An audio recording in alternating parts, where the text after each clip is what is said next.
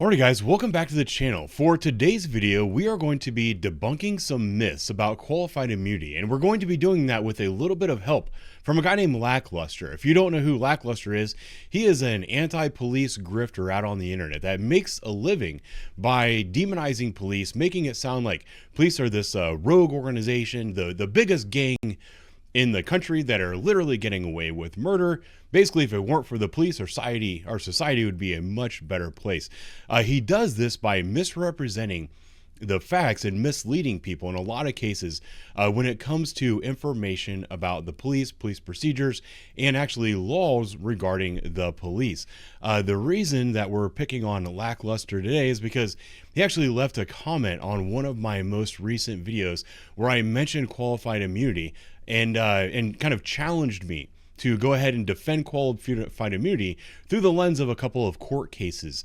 This is something that these anti-police grifters try to do, is that they try to change the topic of the debate and lure you into their world, and then try to make you explain the actions of every police officer that they've ever seen that they disagree with. And, that's kind of a trap to get lured into that debate, because it's not my job as an individual police officer. It's not the job of Officer Ben to explain why every single police officer has ever done a certain thing and defend their positions, because quite frankly, I don't always defend police officers. If you go through my channel, there's quite a few videos where I actually am critical of police officers, and I don't have a screenshot or anything up, but even my most recent video was a video about a police officer that had a deadly force encounter, that during that video I talked about all of the things that he did wrong that caused that to be a deadly force encounter. So it's not my job to go out there and defend every single police officer. But the video that he left this particular comment on was this one right here, where I said, would end qualified immunity save taxpayer dollars. His comment on that particular, and if you didn't see that video, I can just explain it now. This was the Jalen Walker incident up in Akron, Ohio, where officers attempted a traffic stop on a young man. The young man fled from the officers. While he was fleeing officers, he discharged a firearm out the window of his car. He was eventually forced off the road. He got out and ran. While running, he planted his feet, turned towards the officers. They opened fire. Unfortunately for everybody involved, Jalen Walker left his firearm in his vehicle. So he was unarmed at the time that he was killed by police, but the police still had a reasonable fear that he was armed, that he was turning around to shoot them, so they fired their weapons. They were all cleared of that shooting, but the city of Akron agreed to pay the family $4.8 million. And in that video, I talked about how ending qualified immunity would not have saved taxpayers any money in that case, because the city went ahead and agreed to settle for $4.8 million for political purposes. They didn't want to be seen as that city that is going to fight back against the family that lost this poor, sweet, young, innocent man who was just out for a leisurely stroll at 2, 3 in the morning and accidentally fired a gun at police and then ran from police. That's the reason that settlement was reached. And if you do away with qualified immunity, you're not going to end at settlements like that. That was the entire point of the video. And then Lackluster, in his infinite wisdom, I think he made the comment without watching the video, but he went ahead and said, qualified immunity has nothing to do with the Jalen Walker settlement. And then he put some other words on there. I know that qualified immunity had nothing to do with the Jalen Walker settlement. That was the entire point of the video, that doing away with qualified immunity would not save taxpayer money. Then he also goes and he lists some Supreme Court cases, which, as a matter of fact, one of the cases that he took is an absolutely perfect case in defense of qualified immunity, and that is Tennessee versus Gardner. And we're actually going to go into a little bit of detail about Tennessee versus Gardner today. Hang on, I have to pause for a minute because I didn't bring up Tennessee versus Gardner on my computer. All right, so I've got it up on my computer. You can't see it now, but now I'm ready to make a video. I think one of the important things, there's a couple of important points that I want to make today when I'm talking about qualified immunity.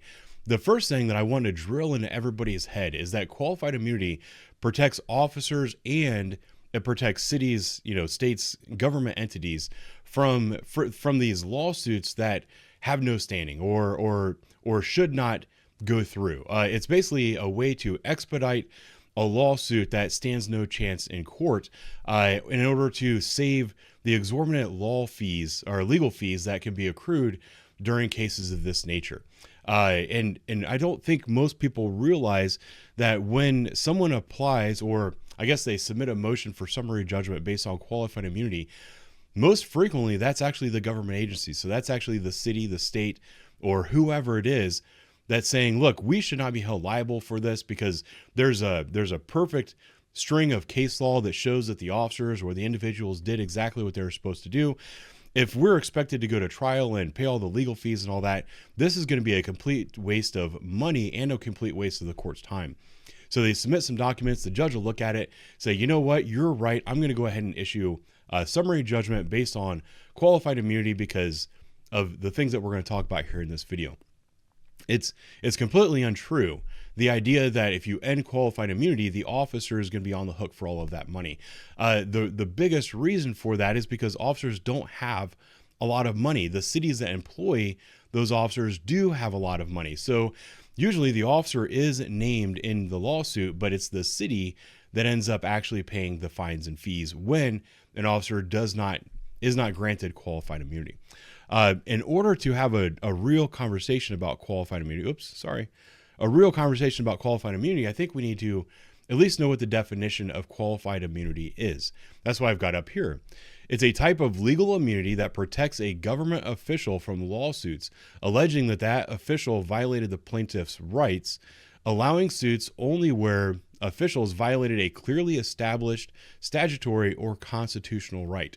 So it's protecting officers and government officials from lawsuits, only allowing that lawsuit when they have violated a clearly established right. And when it comes to Tennessee versus Gardner, that's where that actually becomes a very important part. The next part of this definition, this was in one of the Supreme Court cases, I forgot to annotate it on the screen, I apologize.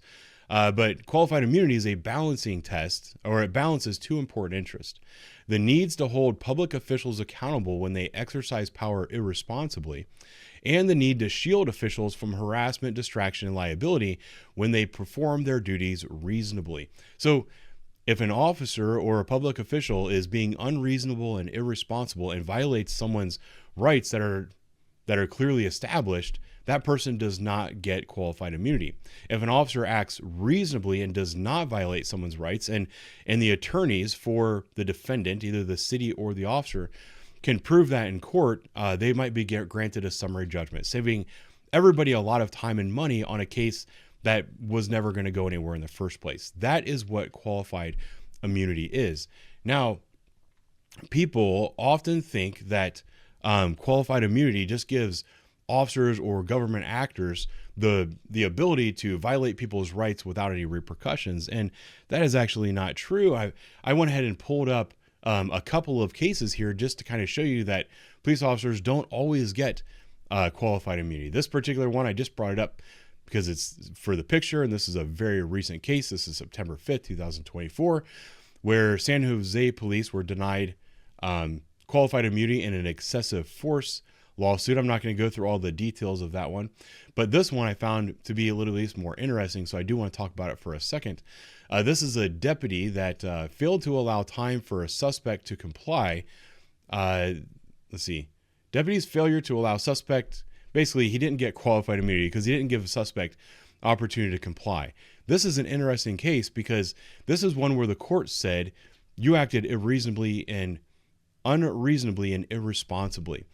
This is a case where basically the deputies and this guy in a vehicle had some kind of dispute. They parted ways.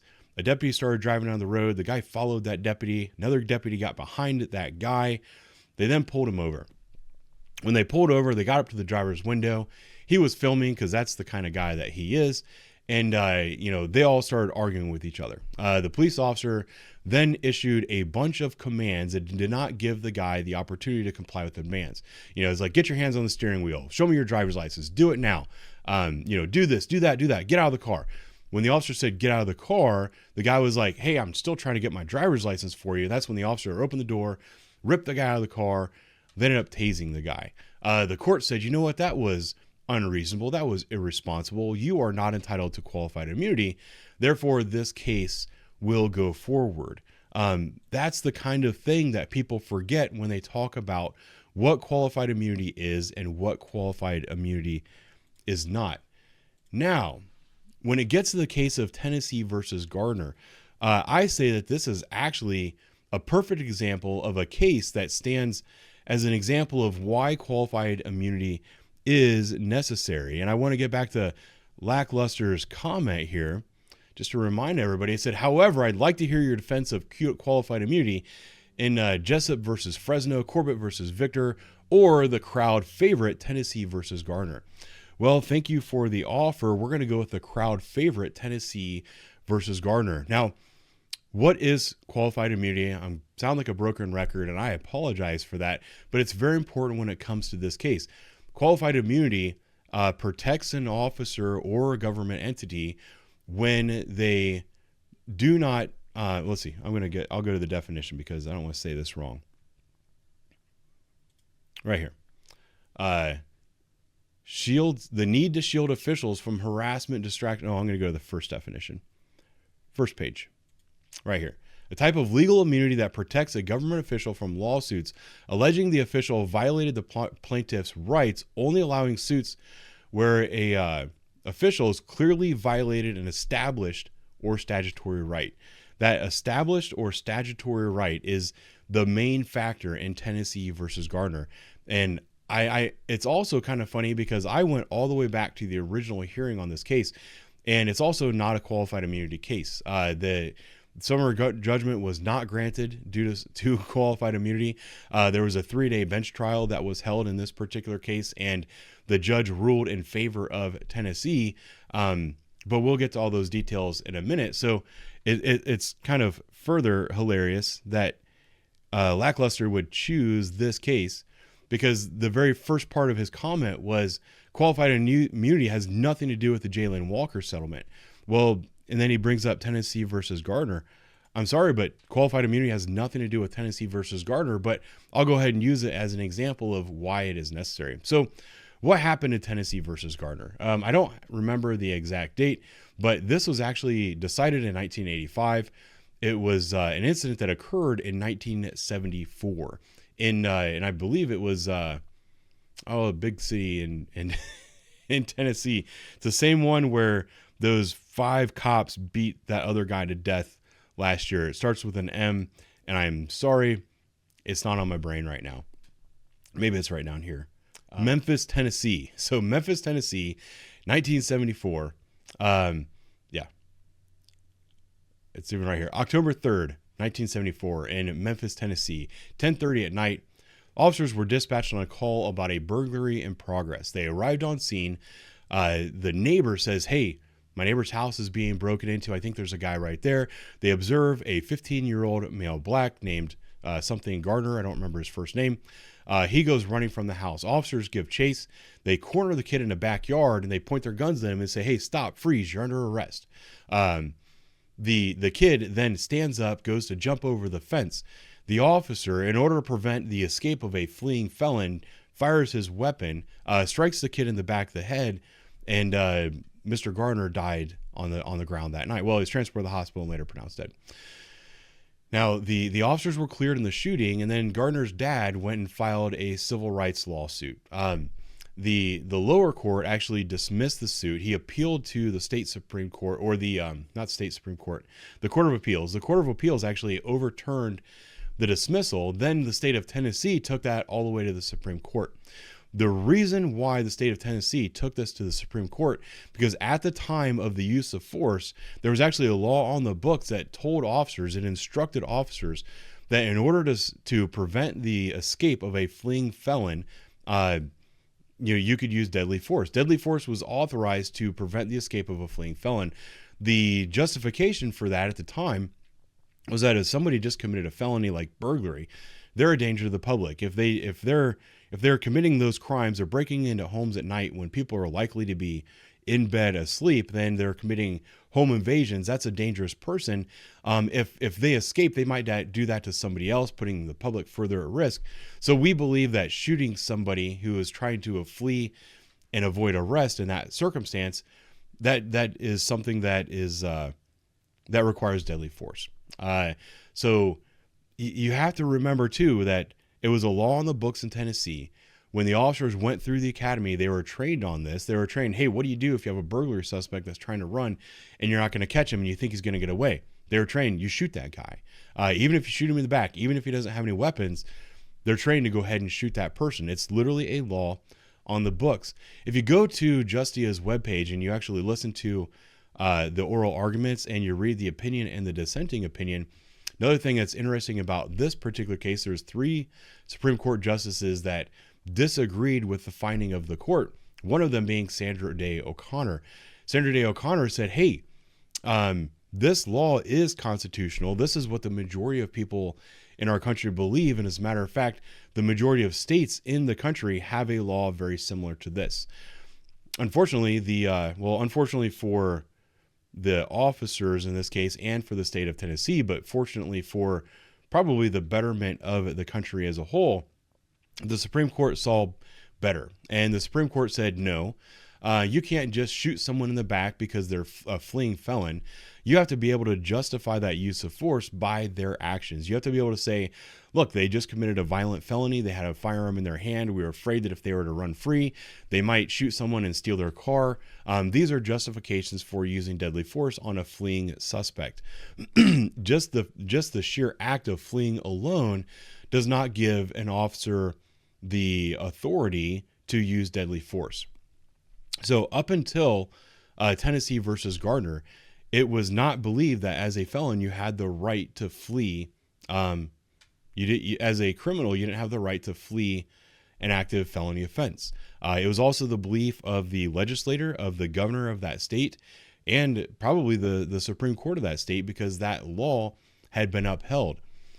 If you believe that a police officer should face the consequences of his actions when everything that he did followed the law that night, there's something wrong with you. That's the reason that qualified immunity exists.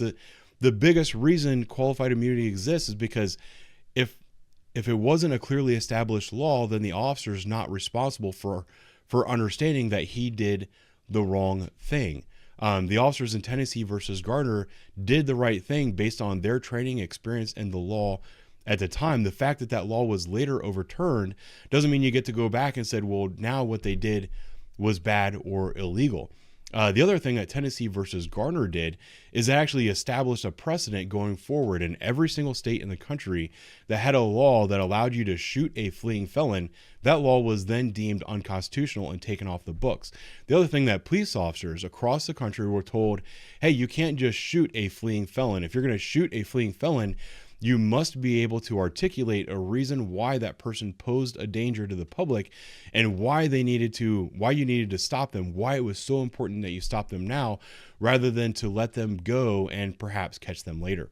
So if you look at what qualified immunity actually is, and we're talking about this clearly established right, from this point on, anytime a police officer uses deadly force against a fleeing suspect, they then go back and look at the Tennessee versus Gardner standard. And if, as a police officer, say somebody steals a car and gets out of that car and runs, and the officer's afraid that they're going to escape, and the officer uses deadly force on that person, the Supreme Court is going to go back to Tennessee versus Gardner and say, what other justification other than the fact that he stole a car did you have for using force? And if you didn't have justification for that, then you're going to be held civilly and criminally liable. And so is the city that you work for.